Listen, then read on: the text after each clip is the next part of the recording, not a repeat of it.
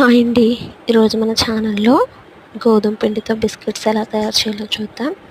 ముందుగా 1 కప్ బెల్లం తురుము తీసుకున్నా అండి. ఆ బెల్లం తురుములో కొంచెం వాటర్ వేసి జస్ట్ నేను బెల్లాన్ని కరిగించుకున్నా అండి. బెల్లం కరిగించుకున్న తర్వాత ఈలోపు మనం 1 కప్పు గోధుమ పిండి తీసుకొని అందులో కొంచెం ఉప్పు, కొంచెం సోడా ఉప్పు ఈ 2 కూడా వేసేసి మనం కరిగించుకున్న బెల్లం వాటర్ ఉన్నాయి కదండి,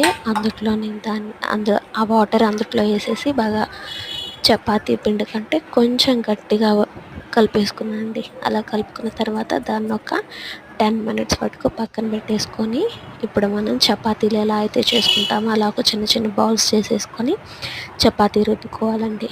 అలా రుద్దుకున్న తర్వాత మనకి ఎలా కావాలంటే అలా షేప్ చేసుకోవచ్చు. నేనైతే కొన్ని సర్కిల్గా చేశాను, కొన్నేమో డైమండ్ షేప్లో చేశానండి. అట్లా అన్నీ చేసి పక్కన పెట్టుకోవాలి.